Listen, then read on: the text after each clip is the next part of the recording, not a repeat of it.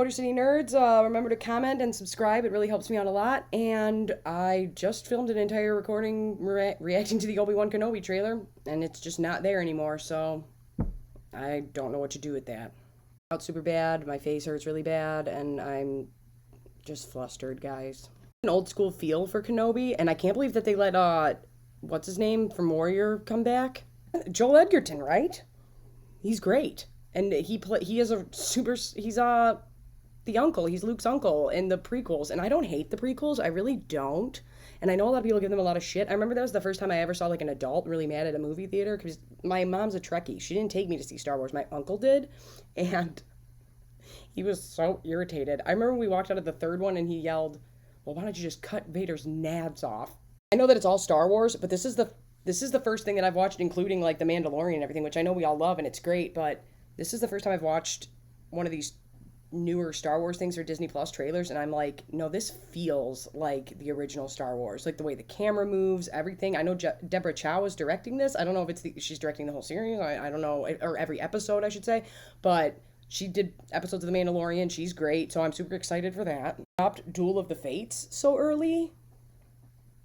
That was super cool. And then the way they kept using it, that gave me chills. And I stand by this. I think Duel of the Fates is one of the greatest pieces of music ever made for anything. That music it will get you hype. I'm kind of shocked to see Joel Edgerton back. Like, good for him. Who would have thought? I guarantee you he never thought, like, oh, I'll be back to play this character. I know that we all love Obi-Wan, and we all love Ewan McGregor playing Obi-Wan. He was one of the few things that came out of the prequels that I think we all could appreciate. And I think that he genuinely cares about this character. That's the thing. You can tell that he like genuinely gives a shit and genuinely wants this to go well, and he genuinely really cares about being this character and embodying that character. And given that, like, not that it's harder, I don't know. I'm not an actor, so what do I know? I'm a factory rat whose body's falling apart. But to take a character that somebody else has already played, and not only already played, but Obi-Wan's pretty iconic.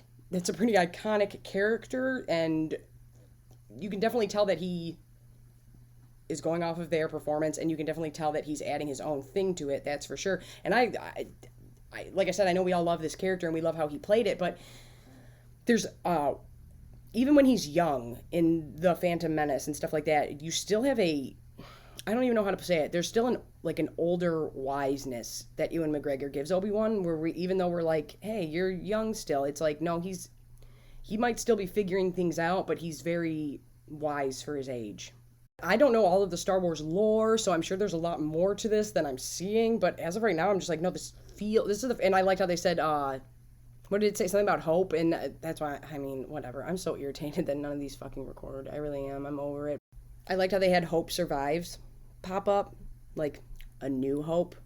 You like what they did there? Not just that, there's a lot of symbolic stuff going on in this trailer. Like, I know that it's a different type of bird because it's in the Star Wars universe, but it's like having birds or like doves is normally like a symbol of like peace and hope, and I really liked that a lot. I think this is a really well cut trailer, and not only is it a really well cut trailer, like I said, it just gives that old school original Star Wars vibe to it very well, and it looks beautiful. Really have to give it up for John Williams' music and the way that it's redone a little bit. Not much, I don't think, but especially when it speeds up, it's definitely cut differently, but it's hype. It's so good, and I really love this music. And right when it comes in, and I'm assuming that means we're gonna get some twists and turns of things from The Phantom Menace. I don't want to say this is giving me Mandalorian vibes, because it doesn't give me strictly Mandalorian vibes. Where The Mandalorian, the second you saw the trailer, anything, it was like Western vibe, badass gunslinger. Like I would say the Mandalorian felt more industrial than the Obi-Wan trailer. The Obi-Wan trailer feels very fluid and go with the flow. Like, I don't know how to explain it, but it's very well done, and I think this is going to be the best thing they've done. Like, I think when I say that, I mean best thing they've done Star Wars related for people that are fans of the originals. I know we are all fans of the originals, but this gives off a very distinct vibe of we're leaning hard into that aesthetic. Like that, but the sets look really cool. Like the background sets look really cool, really cool. The city landscape looks really cool. Where they want this to look like open world Tatooine,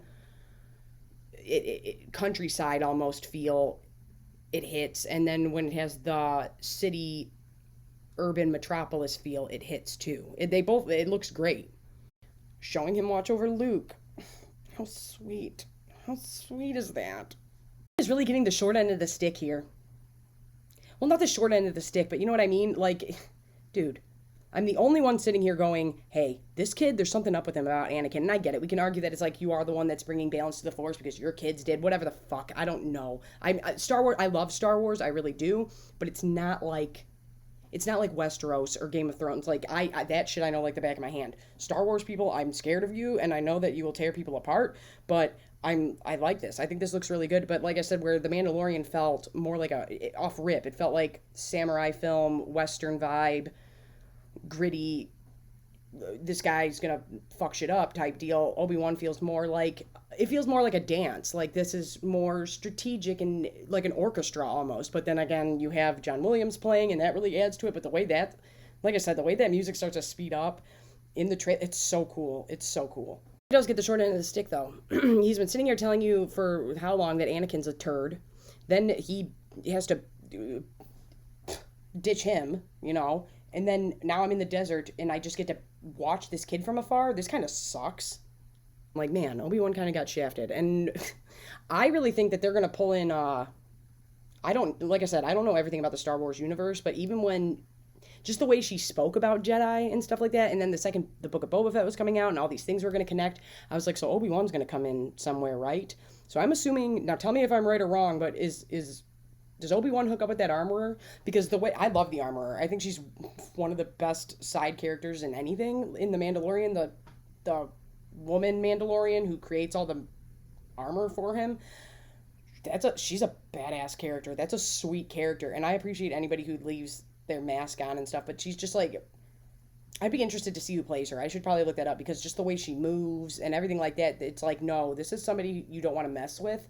But the way she speaks about Jedi is like, you're talking like you know, and you're talking like you have firsthand experience. So I was thinking either she's going to pull like an Arya, where maybe she was a Jedi, maybe she was a faceless man, or in it, and then got out, is what I'm saying. So were you with the Jedi and you got out?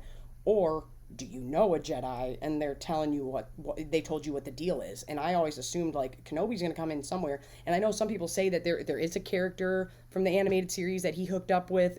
Mom and I are only a few episodes into those, but we're trying to crank them out on top of everything.